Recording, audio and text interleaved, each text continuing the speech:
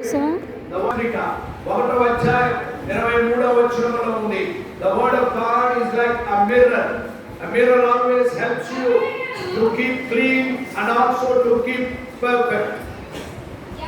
Seed to multiply. It is an incorruptible seed.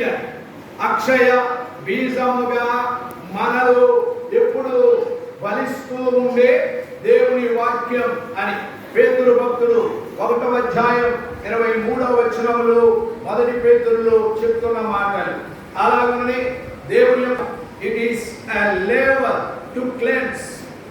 మనం పెళ్లిల సమయంలో చదివి ఎఫెసీ పత్రికలో వాక్యమును ఉదక స్నానము చేత పవిత్రపరచబడడం అంటే ఒక గంగాళంలో పూర్తిగా ఒక వ్యక్తి ముని ఎలా పరిశుభ్రపరచబడతాడు అలాగున దేవుని వాక్యం ఒక గంగాళము వలె పనిచేస్తూ ఉంది అని ఆరోదిగా మనం చూసినప్పుడు దేవుని వాక్యం మనకు దీపమును ఉన్నది.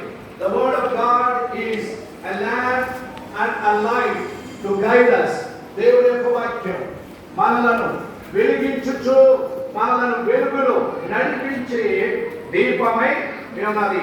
యెషయా ప్రవచనములో 55:10లో చెప్పబడిన రీతిగా దేవుని వాక్యం వర్షము హిమముతో పోల్చబడుచు ఉన్నది.